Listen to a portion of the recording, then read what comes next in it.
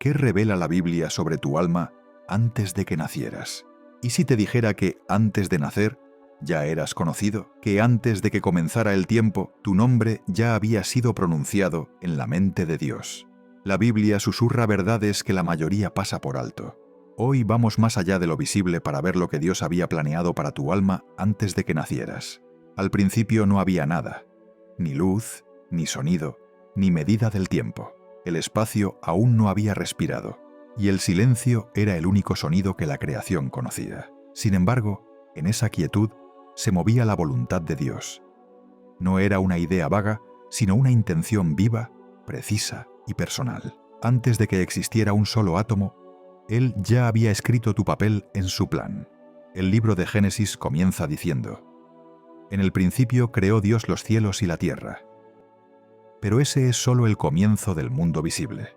Antes de lo visible existía lo inmaterial, y en ese ámbito invisible, tu alma ya estaba presente en su pensamiento, conocida, amada y esperada. Esta es una de las verdades más ignoradas de la Escritura. Tu nacimiento no fue el inicio de tu historia. Tu alma no apareció por casualidad ni por biología. Fue concebida en la voluntad divina, guardada en la memoria eterna y enviada al tiempo con un propósito. Antes de que el mundo despertara, tú ya habías sido escrito, y ahora es momento de recordar lo que eso significa. La primera luz tocara la tierra, la Escritura dice que ya existía una elección, un conocimiento, un propósito puesto en marcha. Efesios 1, 4-5 nos dice que Dios nos escogió en Cristo antes de la fundación del mundo, para que fuésemos santos y sin mancha delante de Él, en amor. Es una afirmación desconcertante. Antes de que fueras formado, ya habías sido visto dentro de la intención divina. Pablo escribió esas palabras mientras estaba encarcelado alrededor del año 60 después de Cristo. Y aún así hablaba de algo que iba mucho más allá de los muros de su celda. Describía una decisión que ocurrió antes de que el tiempo comenzara. 2 Timoteo 1, 9 lo repite: «La gracia nos fue dada antes del principio de los tiempos». Romanos 8, 29-30 amplía la perspectiva. A los que Dios conoció de antemano, también los predestinó y los llamó. Cada frase retrocede en la línea del tiempo, hasta que la creación misma se convierte en un escenario construido para una historia ya escrita. Las primeras iglesias escucharon esto y lucharon por comprenderlo. Si Dios conocía y llamaba antes del tiempo, ¿qué era exactamente lo que conocía? ¿Quién era ese tú que Dios vio? El Salmo 139, 16 responde desde otro rincón de la Escritura: «Tus ojos vieron mi cuerpo en gestación. Todo estaba ya escrito en tu libro. Todos mis días se estaban diseñando, aunque no existía uno solo de ellos». Aquí el misterio se profundiza. Existe un libro en el que tanto el escritor como lo escrito son reales antes del aliento o el movimiento. Este versículo se suele leer rápido, pero tal vez encierra una de las imágenes más audaces de la Biblia. Tu vida como una página ya inscrita en el consejo divino. La mayoría pasa de largo esa línea, quizás porque parece demasiado grande para abarcarla. La misma mano que hizo las estrellas llevó el registro de los días que aún no habían amanecido. El salmista no lo vio como fatalismo, sino como consuelo. Diseño en lugar de caos, atención en lugar de accidente. Si este motivo del libro se mantiene a lo largo de la Biblia, significa que la existencia es obra de un autor, no fruto del azar, personal, no mecánica. Siglos antes del salmista, profetas como Isaías escucharon insinuaciones similares. Isaías 49. Uno habla de haber sido llamado desde el seno materno, su nombre pronunciado antes de nacer. Jeremías 1, 5 registra las palabras de Dios: «Antes de formarte en el vientre te conocí, antes de que nacieras te consagré». No son exageraciones poéticas, revelan un patrón. El llamado divino precede a la conciencia humana. Cada vida que cumple el propósito de Dios fue anticipada dentro de su consejo. Isaías y Jeremías escucharon esta verdad en medio del colapso nacional y el exilio. Sus propios nombres, pronunciados antes de nacer, eran señales de que el plan de Dios sobrevive al desorden del tiempo. Ese patrón se extiende desde los patriarcas hasta los apóstoles. Cuando Pablo dijo a los creyentes que fueron escogidos antes de la fundación del mundo, los estaba vinculando a ese mismo hilo. Cada llamado, cada gracia, cada acto de fe, comienza en un consejo más antiguo que el tiempo. El misterio no es un secreto oculto, es la providencia escondida a plena vista.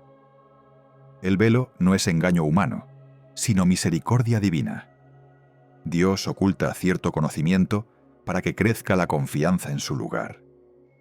Imagina la Escritura como un archivo en capas.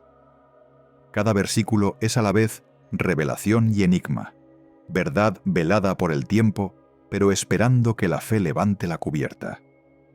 Lo que parece olvidado, muchas veces está deliberadamente plegado, oculto por diseño, no perdido.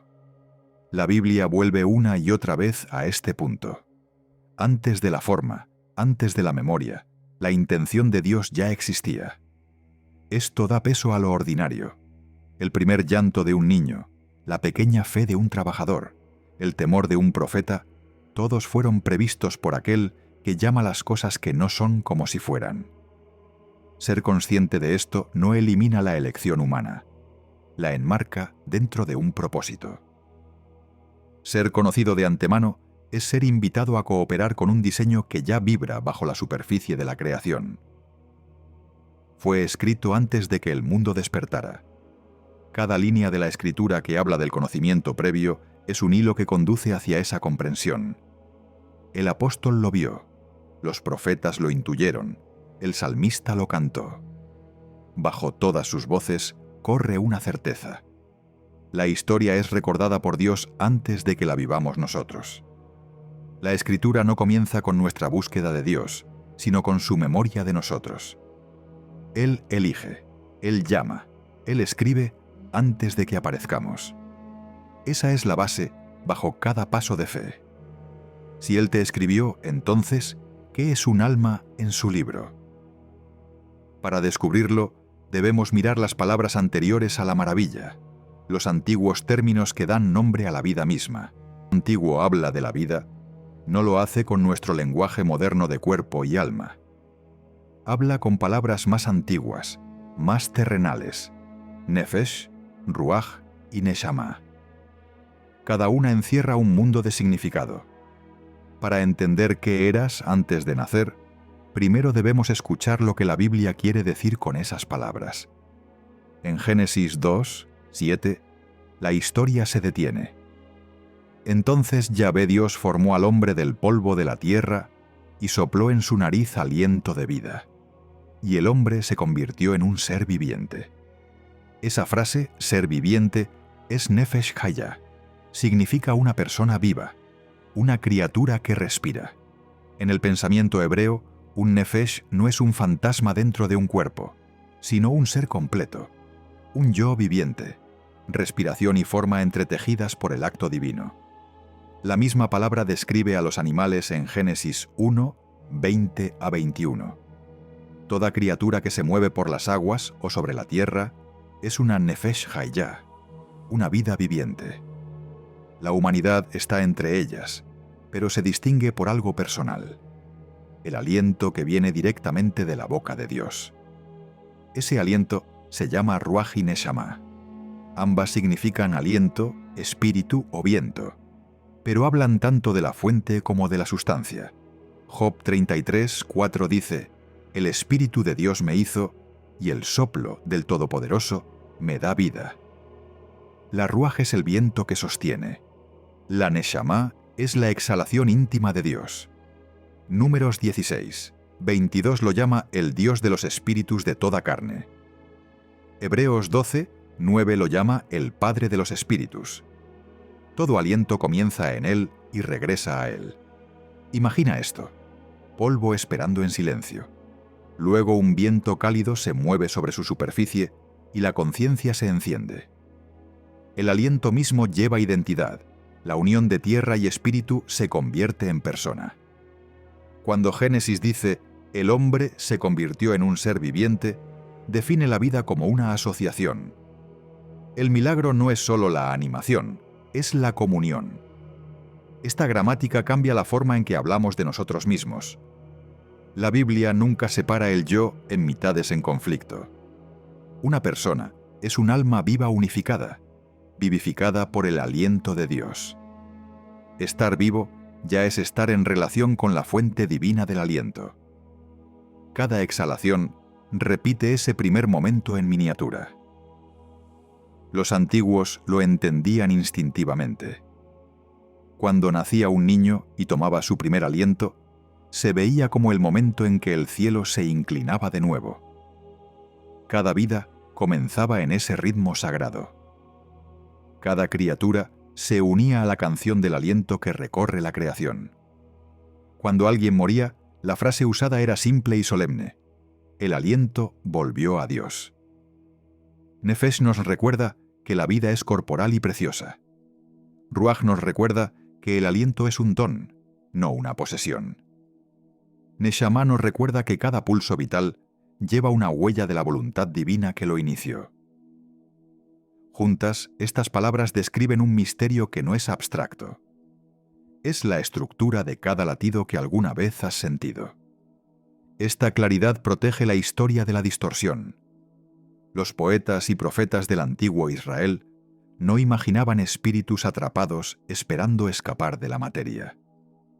Veían polvo sagrado animado por la intimidad divina. Decir que Dios es el Padre de los espíritus es decir que Él permanece personalmente involucrado en cada nacimiento y en cada muerte. Tu existencia no es mecánica ni accidental, es relacional desde el primer instante del aliento. Los antiguos sabios habrían sonreído ante nuestra confusión moderna. Sabían que la distancia entre el cielo y la tierra tiene el ancho de un aliento. Cada inhalación toma de la generosidad de Dios. Cada exhalación devuelve alabanza a la fuente. Él sopló, y el polvo recordó cómo vivir. Esa es la gramática bíblica del ser. La mayoría pasa rápidamente por estas palabras, suponiendo que describen algo simple. Pero dentro de ellas está el marco para entender qué significa ser conocido antes de nacer. El mismo Dios que sopla sobre el polvo también escribe nombres en su consejo. Las dos acciones pertenecen a una misma historia, porque Él da vida con su aliento. El libro de su conocimiento tiene sentido para cada persona viviente. Detente en eso un momento. Si cada aliento es suyo, entonces cada alma es una chispa confiada de la intención divina. El aire en tus pulmones ahora lleva la memoria del primer viento que se movió sobre la creación. ¿Cambia esto la forma en que ves el plan de Dios para ti? Y aquí es donde se abre la siguiente puerta. Las palabras nos han dado forma. El libro nos mostrará propósito. Si el aliento define la vida, ¿qué significa entonces que nuestros días fueron escritos antes de que respiráramos? Un versículo nos llevará allí. El versículo que habla del libro antes del tiempo. Donde el polvo se encontró con el aliento, se escribió una línea. El Salmo 139, 16 lo susurra. Tus ojos vieron mi cuerpo en gestación. Todo estaba ya escrito en tu libro. Todos mis días se estaban diseñando, aunque no existía uno solo de ellos. El mismo instante que dio vida, también dio registro. El aliento no fue un viento al azar. Llevaba una inscripción. Cada latido que siguió desplegó una frase ya compuesta en la mente de Dios. El salmista habló de un libro, un manuscrito divino que existía antes que él. Es una imagen audaz, un registro donde los nombres y los días reposan en perfecto orden, trazados antes de que el tiempo comenzara. La misma mano que dibujó las constelaciones, trazó también las historias humanas con igual cuidado. El libro no es una burocracia fría, es amor escrito por adelantado. Es un padre que vela con la pluma en la mano, conociendo cada suspiro antes de que escape. Moisés alguna vez intercedió por ese registro en Éxodo 32, 32 a 33. Tras la rebelión de Israel dijo: «Bórrame, te ruego, de tu libro que has escrito». Y la respuesta fue clara: «Al que peque contra mí, a ese borraré de mi libro». Ese intercambio formó el primer entendimiento de Israel sobre la responsabilidad espiritual. Estar escrito en el libro era pertenecer al cuidado del pacto. Ser borrado no era olvidar, sino perder comunión. La entrada permanecía como testimonio, una historia interrumpida. Siglos después, los profetas repitieron la misma imagen. Daniel vio los libros abiertos ante un trono de juicio. Ya en el primer siglo, el libro de la vida se había convertido en una forma de hablar de los redimidos. Apocalipsis 3, 5 contiene la promesa: «Jamás borraré su nombre del libro de la vida y reconoceré su nombre delante de mi Padre». Ese registro de nombres es más que un listado, es comunión recordada. Este hilo se extiende desde los antiguos pergaminos hasta la visión apocalíptica. Apocalipsis 13, 8. Habla de nombres, escritos en el libro de la vida del Cordero, que fue inmolado desde la fundación del mundo. Apocalipsis 17, 8 repite la expresión, anclando el misterio antes del principio. El libro, el Cordero y los cimientos del mundo forman una sola arquitectura. Autoría, sacrificio y creación unidos en un mismo consejo. Imagínalo, una mano se mueve sobre páginas invisibles antes del primer amanecer. Cada trazo lleva luz. No hay tinta como la nuestra, solo intención condensada en forma. El acto de escribir se convierte en el acto de sostener. La creación misma fluye de la misma palabra que inscribe. El universo comienza como escritura en movimiento. El salmista percibió esa intimidad.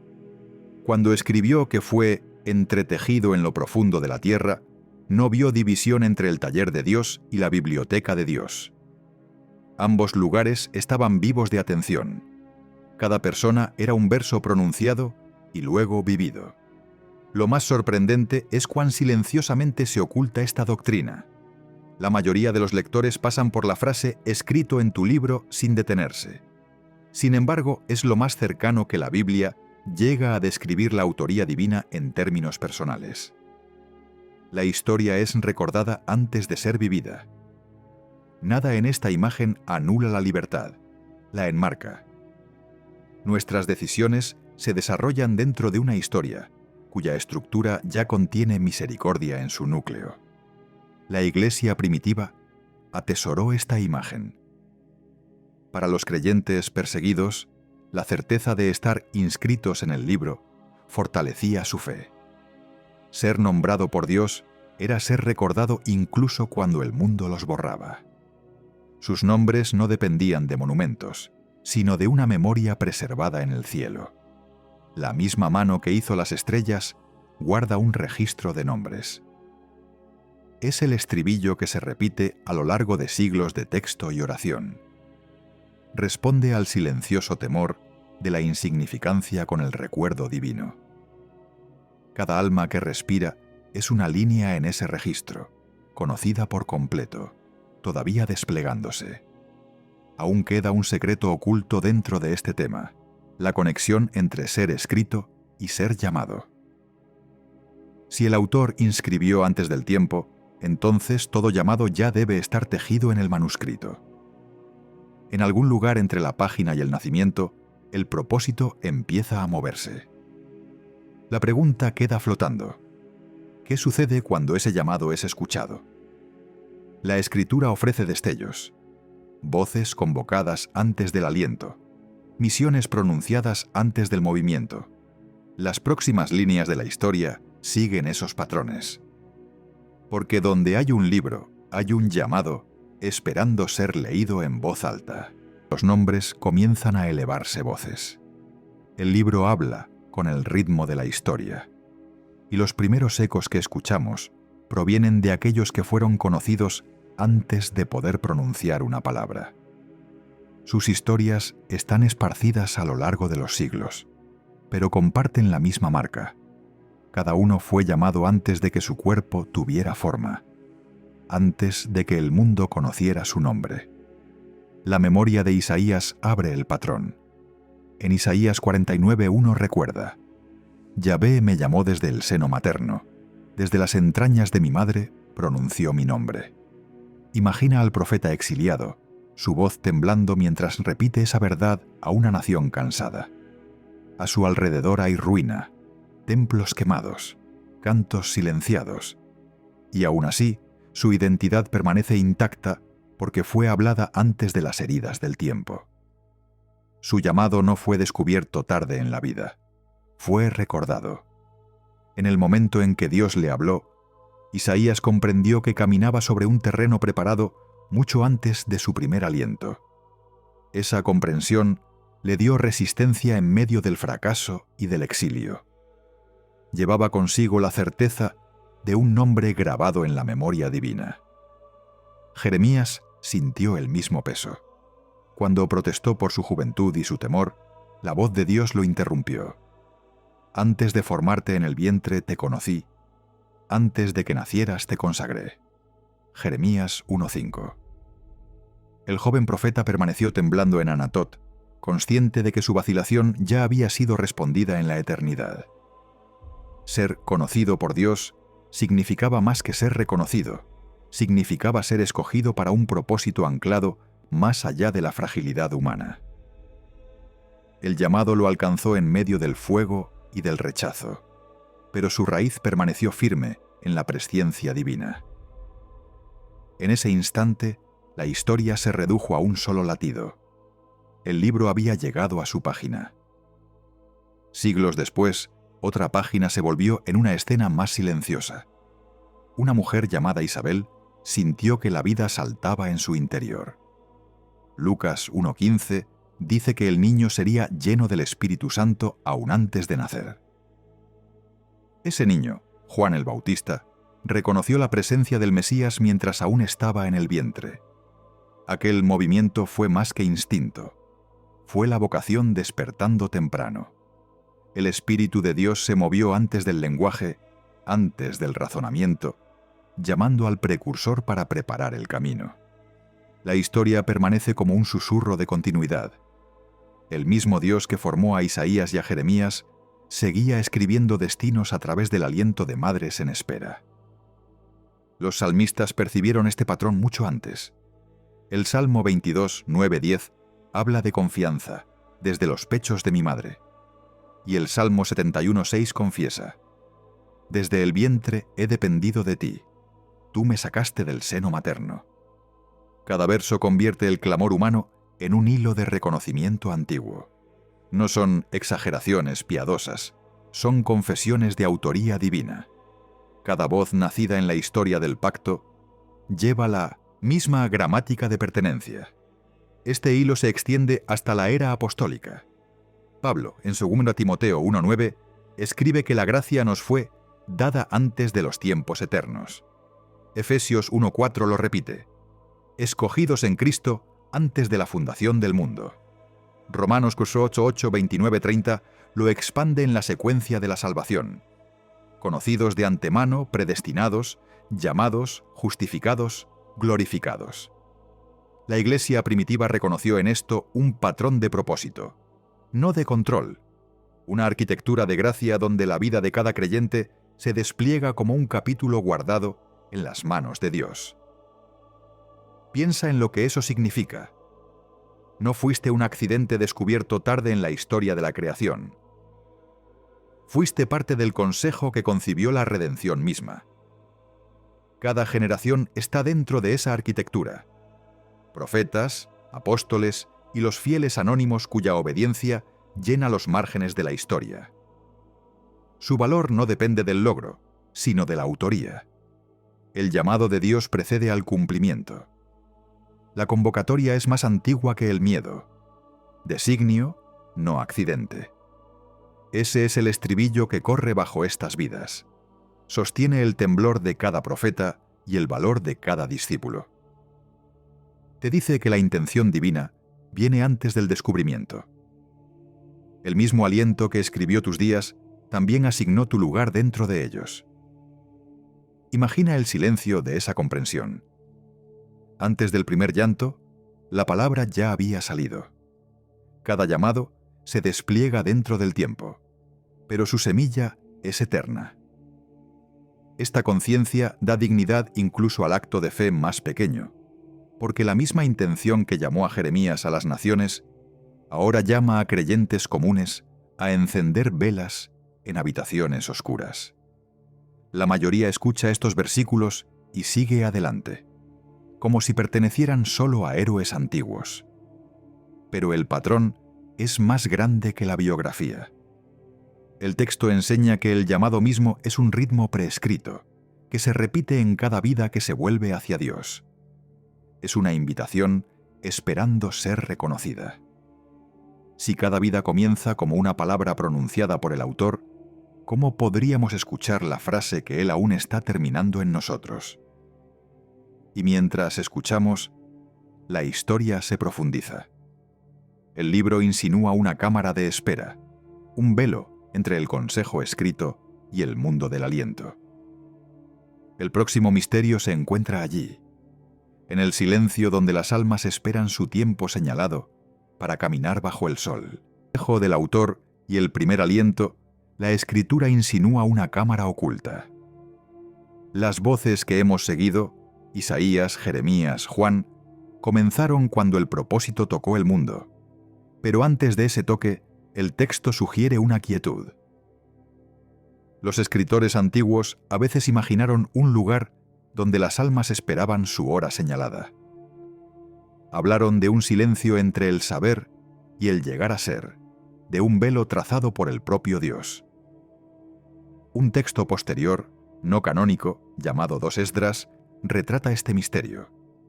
Describe almas guardadas en cámaras, preguntando cuánto tiempo deberán esperar hasta que llegue su momento. La imagen es sobrecogedora, no como doctrina, sino como poesía. Un tesoro invisible, donde Dios guarda la vida en custodia hasta que la historia pronuncia su nombre.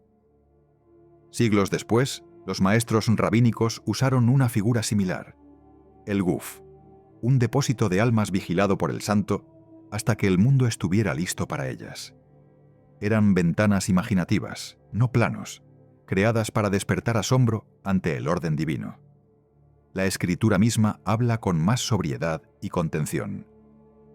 Zacarías 12:1 dice que el Señor forma el espíritu del hombre dentro de él. Eclesiastés 12:7 añade: el polvo vuelve a la tierra y el espíritu vuelve a Dios que lo dio.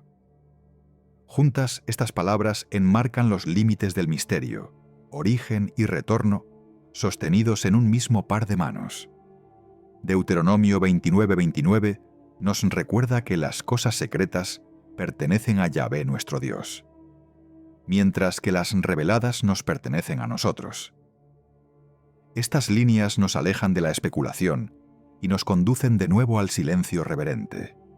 Imagina ese silencio por un momento, la pausa antes del nacimiento, el espacio entre páginas en el libro divino. Los profetas hablaron de Dios formando la vida en lugares secretos.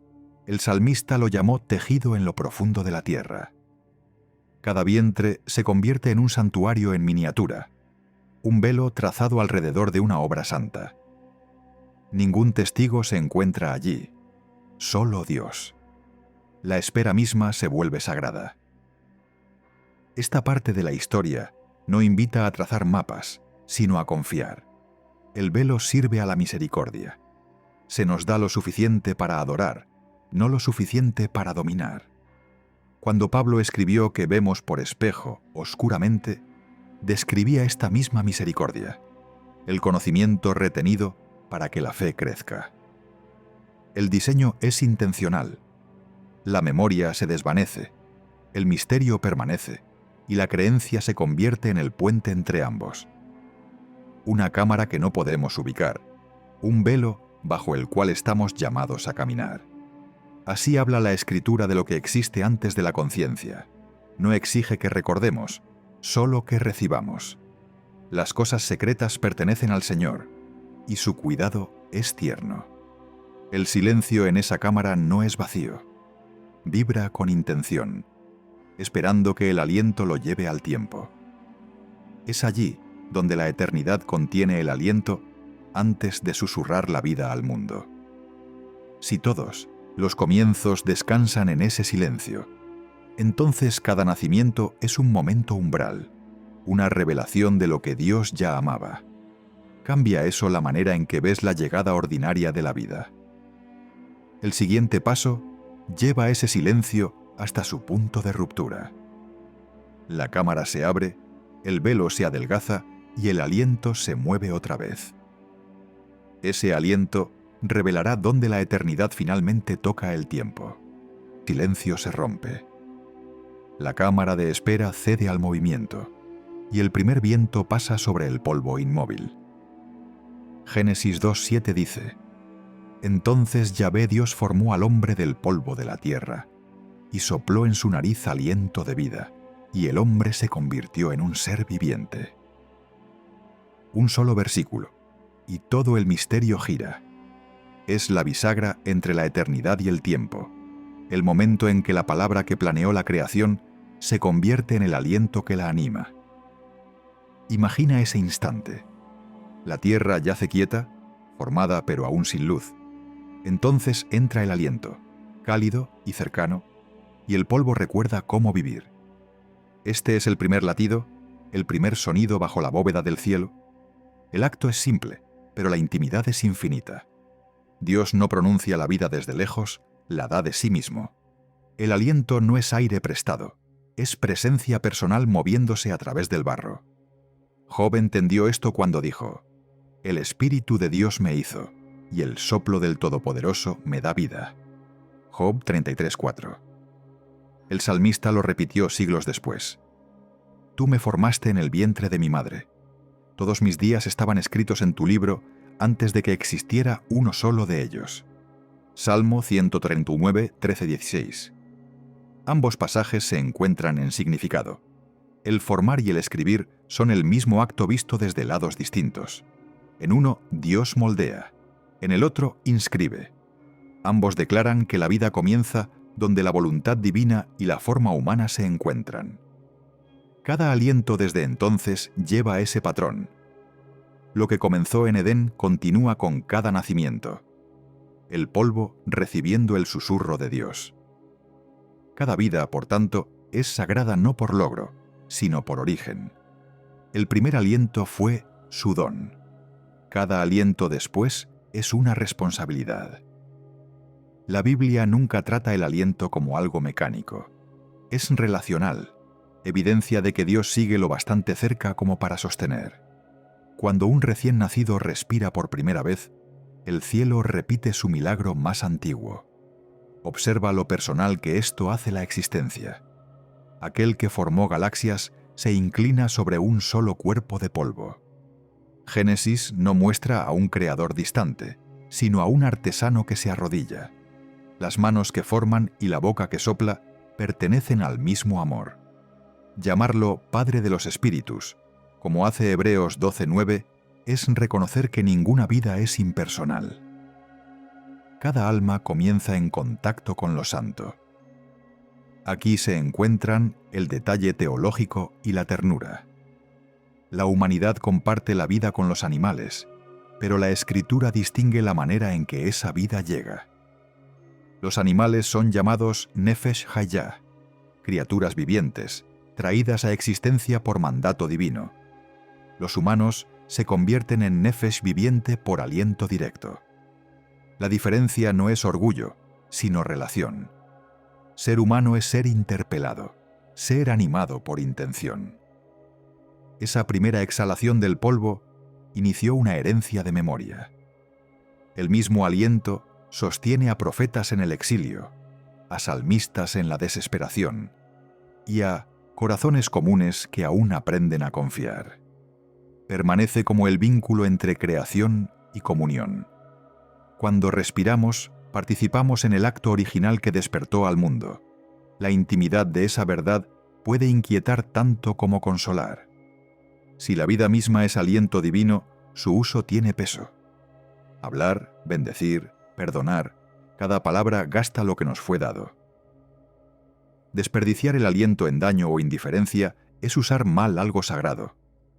La historia del aliento es la historia de la responsabilidad. Él se inclinó y el polvo despertó. Esa frase encierra tanto asombro como advertencia. Cada inhalación es gracia extendida. Cada exhalación una oportunidad para responder al dador. El ritmo de los pulmones refleja el ritmo de la misericordia. Recibir, entregar, volver a recibir. Si el aliento que te llena proviene de Él, ¿cómo eliges gastarlo hoy? Aliento vivo en nosotros, algo sigue extendiéndose más allá del velo. La primera inhalación de vida hizo más que despertar el polvo. Plantó un anhelo que nunca ha callado. Cada alma lo lleva, un pulso que late bajo nuestros esfuerzos. Eclesiastés 3:11 dice: Él ha puesto eternidad en el corazón del hombre, sin que éste alcance a comprender la obra que Dios ha hecho desde el principio hasta el fin. Esa sola línea explica lo que cada generación ha sentido, pero nunca ha sabido nombrar. El anhelo de hogar dentro de un mundo demasiado pequeño para contenerlo. Es una herencia extraña. El mismo aliento que nos da vida también nos recuerda que fuimos hechos para algo más que aire. El predicador lo vio como el enigma de la sabiduría. Dios colocó la eternidad dentro del ser humano, pero veló su memoria completa. Ese velo es misericordia. Mantiene al corazón buscando en lugar de rendirse. El deseo que llamamos inquietud es un diseño sagrado. Mantiene a la criatura moviéndose hacia su Creador. Pablo describe el mismo misterio en Romanos 8:22-23. Toda la creación gime a una, y a una sufre dolores de parto hasta ahora. Añade que nosotros mismos gemimos interiormente, esperando la redención, la plena revelación de lo que ya llevamos como semilla. Es el lenguaje de una nostalgia compartida. Árboles, estrellas y almas anhelando reencontrarse con su primera luz. No es añoranza del pasado, sino anticipación del cumplimiento. El anhelo es profecía escrita en nuestra biología. Escucha al salmista resonar con esa misma tensión. Como el ciervo brama por las corrientes de las aguas, así clama por ti, oh Dios, el alma mía. Mi alma tiene sed de Dios, del Dios vivo. ¿Cuándo vendré y me presentaré delante de Él? Salmo 42:1-2. No describe consuelo, sino supervivencia. El anhelo mismo es la prueba de que la comunión es el aire nativo del alma. Cada respiración de oración es la memoria del Edén que emerge por un instante. Un susurro del mundo que una vez caminamos junto a él. Aún los cielos comparten este anhelo. En Apocalipsis 6:9-11, las almas bajo el altar claman: ¿Hasta cuándo, Señor? Son los redimidos, y aún así esperan. Su clamor no es desesperación, sino reconocimiento de que el cumplimiento todavía se desarrolla. El universo está a mitad de frase. El autor aún no ha puesto el punto final. La demora misma es misericordia. Cada momento se alarga lo suficiente para que la gracia alcance otro corazón. Si escuchas con atención, esa tensión vibra en todo. El suspiro del viento entre los árboles, la inquietud antes del amanecer, la quieta nostalgia después de la alegría. Es el mismo sonido que oyeron los profetas en el exilio, el mismo hambre que llevó al salmista hacia el templo, el mismo anhelo que hizo a Pablo seguir adelante. El anhelo es una brújula, guiando los corazones a través de la niebla del tiempo, hacia la claridad más allá de ella. La mayoría lo confunde con vacío, pero vacío no es su nombre. es invitación, el rastro de eternidad dejado en cada vida para mantenernos mirando hacia lo alto. El anhelo es la manera en que el Creador sigue llamando a su creación. Cuando lo sientes, estás más cerca del hogar de lo que imaginas. Si ese anhelo es la voz de aquel que te dio el aliento, ¿seguirás buscando satisfacción aquí? ¿O escucharás hacia dónde te guía más allá del velo? Solo no es luz suficiente para caminar. El deseo puede impulsarnos hacia el cielo, pero sin la verdad que lo guíe. Incluso el anhelo santo puede extraviarse. La Escritura pone límites al misterio, líneas firmes trazadas por la revelación, para que el asombro no se convierta en error. Aquí es donde la fe equilibra la imaginación, donde el velo se convierte en maestro y no en trampa. Hebreos 9:27 lo dice con claridad. Está establecido que los hombres mueran una sola vez, y después de esto, el juicio. Ese único versículo resuelve una antigua confusión. La Biblia habla de una sola vida, una sola muerte y una sola resurrección. El camino del alma es lineal, no cíclico. La reencarnación, la idea de que las vidas se repiten sin fin en nuevos cuerpos, pertenece a otras tradiciones. La Escritura nos llama hacia adelante, no hacia atrás, hacia la resurrección, no hacia el retorno. Pablo lo describe en 1 Corintios 15, donde lo mortal es resucitado incorruptible, transformado por la gracia, no reciclado por el destino. Surge entonces otra pregunta. ¿Vivió cada persona en un estado consciente antes de nacer? Algunos escritos posteriores lo afirmaron, imaginando espíritus preexistentes esperando cuerpos. Pero cuando la Biblia habla de ser conocidos o elegidos antes de la fundación del mundo, se refiere a ser previstos, no conscientes. El énfasis está en la intención de Dios, no en la memoria humana. Revela el diseño del autor, no la autobiografía del alma. Zacarías 12:1 dice que Dios forma el espíritu del hombre dentro de él. La vida comienza cuando el aliento divino entra en el cuerpo, no cuando un viajero desciende de un reino olvidado. Los primeros pensadores cristianos lucharon con las mismas preguntas. Algunos especularon más allá de la Escritura, y los concilios posteriores establecieron límites para proteger la fe de desviarse hacia filosofías de ciclos infinitos o orígenes diluidos. Ellos se aferraron al testimonio de Génesis y de los Evangelios. Una sola creación, una sola redención, una sola resurrección. Estos límites no buscan reducir el asombro, sino preservarlo. Una cerca no hace más pequeño el jardín, lo mantiene vivo. La fe bajo el velo no es ceguera, es confianza modelada por la revelación. Vemos de manera borrosa porque nuestra vista debe madurar antes de poder soportar la gloria.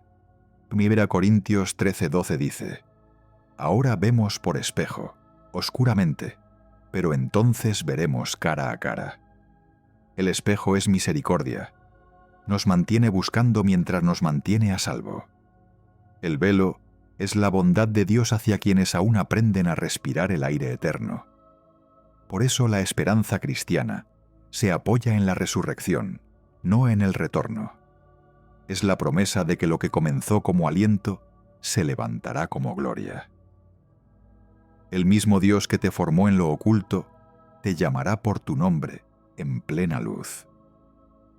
El viaje no es un círculo, es un regreso al hogar.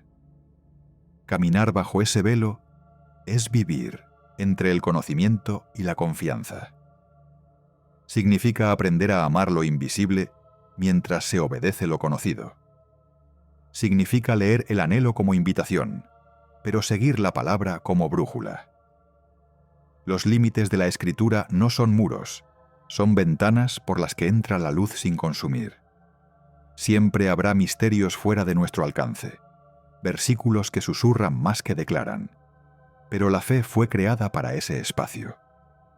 Florece en la luz parcial, segura de la mano que sostiene la llama.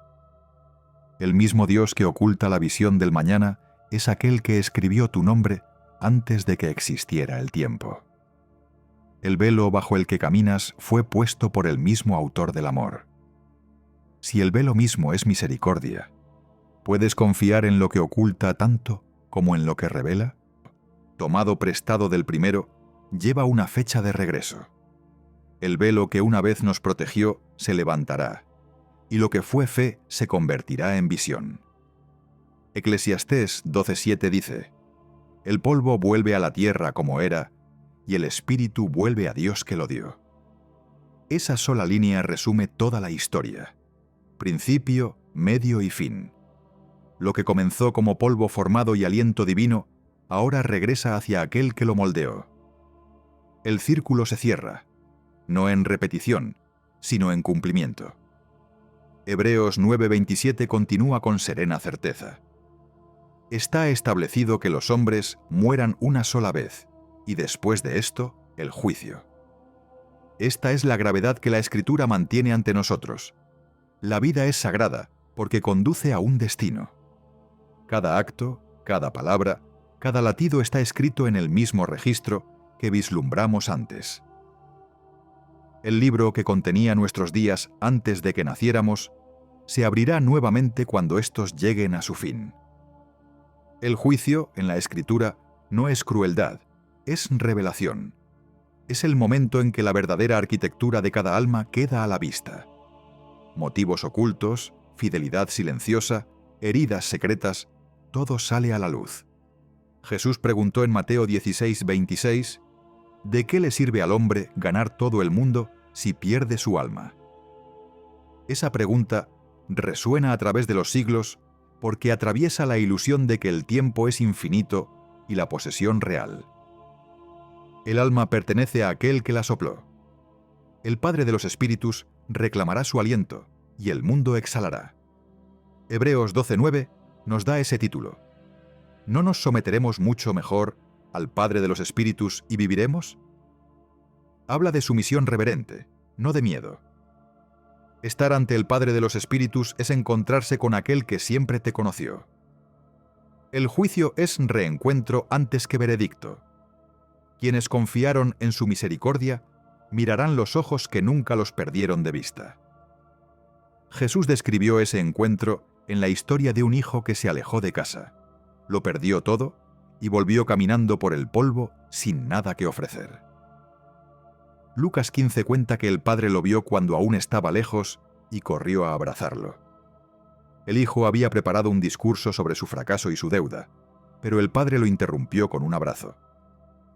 Ese es el latido del juicio divino, la verdad revelada, el amor desatado. El regreso al hogar devora el juicio. Aún así, el momento tiene peso. Saber que regresaremos al Padre de los Espíritus nos llama a vivir despiertos. Invita a cada alma a examinar qué ha hecho con el aliento recibido. Toda injusticia, toda misericordia, toda oración susurrada en secreto estará ante esa luz. La misma luz que expone también sana. La misma voz que pregunta también nos llama a casa. La Iglesia primitiva enseñó esto como esperanza, no como terror. Creían que el juicio revelaría gracia para los que están en Cristo y justicia para toda maldad no arrepentida. Era el cierre necesario de la historia y el verdadero comienzo de la eternidad. Vivir con conciencia, de ello es honrar al autor de la vida con la vida que nos dio. Entonces no habrá velo, ni cámara, ni reflejo oscuro. El Padre de los Espíritus soplará de nuevo, y esta vez el aire nunca se agotará. Lo que fue polvo brillará. Lo que fue mortal resucitará incorruptible. Los nombres, una vez escritos, serán pronunciados en voz alta. Cada regreso será personal. Cada aliento encontrará su origen. El libro de la vida no es un registro distante, es la memoria del amor. Aquellos cuyas vidas estuvieron ancladas en ese amor escucharán las palabras que pondrán fin al anhelo para siempre. Bien hecho. Bienvenido a casa. ¿Puedes sentir la gravedad de esa promesa? el peso que también es calor, el juicio que se convierte en abrazo, el eco del juicio se desvanece, el silencio vuelve a ser música. El velo se ha levantado, las páginas del libro se han cerrado, y lo que queda es la presencia. El alma, antes inquieta, permanece donde el principio y el fin se encuentran. El Padre de los Espíritus sostiene su creación bajo la luz abierta, y el aire se siente como reconocimiento. Apocalipsis 21:3 dice: «He aquí el tabernáculo de Dios con los hombres, y Él morará con ellos, y ellos serán su pueblo». Este es el horizonte al que la Escritura siempre señaló. El hogar restaurado, la intimidad renovada. El anhelo que antes tiraba de cada aliento ahora descansa en quietud. Lo que llamábamos deseo se convierte en comunión. Lo que estaba oculto tras el velo se vuelve vida cara a cara.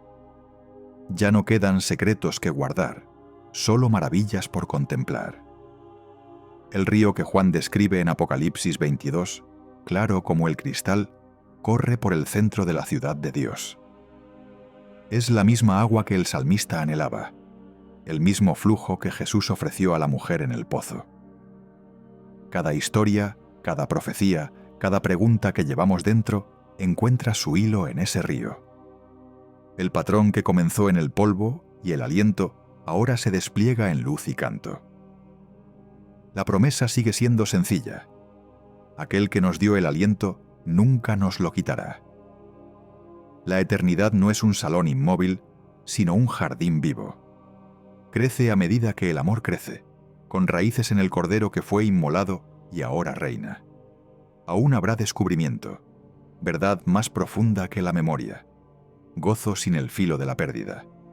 Apocalipsis 22:5 termina en calma. Verán su rostro y su nombre estará en sus frentes. El nombre, una vez escrito antes de que el mundo despertara, se vuelve visible, radiante y personal. Aquí, la teología se convierte en alabanza. Cada doctrina enseñada en el camino fue una linterna que apuntaba hacia este amanecer. Cada límite fue una misericordia que nos preparaba para una visión sin fronteras. El misterio ya no está prohibido, está cumplido. El velo cósmico nunca fue crueldad, fue la pausa antes de la revelación. Y ahora la revelación es la atmósfera misma. Aún hay movimiento más allá del horizonte, pero es tranquilo, no ansioso. Los santos y los ángeles, los redimidos y restaurados, todos habitan dentro del mismo calor. El libro de los días da paso al día eterno. El tiempo ha cumplido su propósito. El amor permanece.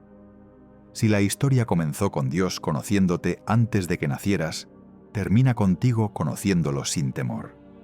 Cada aliento, cada anhelo, cada momento de confianza silenciosa fue una línea que conducía hasta aquí. Fuiste escrito. Ahora camina tu línea hacia el hogar. El horizonte está abierto y el asombro sigue siendo santo. Vivió tus días y guardó tu nombre. Es el mismo Padre de los Espíritus que sopló para darte vida y te recibirá al final. La historia comenzó en sus manos y termina en su abrazo. El Salmo 16 dice que cada uno de tus días fue escrito antes de que existiera alguno de ellos. Y Hebreos 12:9 lo llama el Padre de los Espíritus, el autor y el hogar. Vives entre su aliento y su bienvenida. En Génesis 2:7, el primer aliento hizo que el polvo recordara cómo vivir. Job 33:4 dice: «El Espíritu de Dios me hizo, y el soplo del Todopoderoso me da vida». Ese aliento sigue fluyendo a través de toda vida que confía en Él. Antes de que fueras visible, ya eras conocido. Antes de que tu corazón comenzara a latir, el propósito te esperaba como la luz detrás del velo. Efesios 1:4 dice que fuimos escogidos antes de la fundación del mundo. Y 2 Timoteo 1:9 habla de una gracia concedida antes de que el tiempo existiera. Isaías 49:1 y Jeremías 1:5 repiten el mismo patrón. Dios llamó a sus siervos antes de nacer, moldeando la misión antes del movimiento. Todos los hilos se encuentran en Jesús, el Cordero cuya vida y resurrección sostienen todas las historias. Apocalipsis 3:5 habla de nombres confesados delante del Padre. Y Apocalipsis 21:7 promete: el que venciere heredará todas las cosas, y yo seré su Dios, y él será mi hijo. El velo que antes guardaba el misterio se ha convertido en la puerta de la esperanza. Eclesiastés 3:11 dice que la eternidad fue sembrada en el corazón humano. Esa semilla aún se eleva hacia su Creador. El anhelo que sientes es santo. El deseo no es castigo, sino propósito. Romanos 8:23 lo llama el gemido de la redención, la memoria del alma que recuerda su hogar. Ya no hay por qué temer al velo. Aquel que lo colocó también prometió levantarlo. La vida es un solo aliento hecho sagrado por su intención. Y más allá de ese aliento, espera la misma mano que te formó. Así que camina tu línea con valor. Administra la vida que fue escrita para ti. Busca el aliento que da sentido a todos los demás. El Dios que escondió tu principio en su consejo ya ha preparado tu regreso.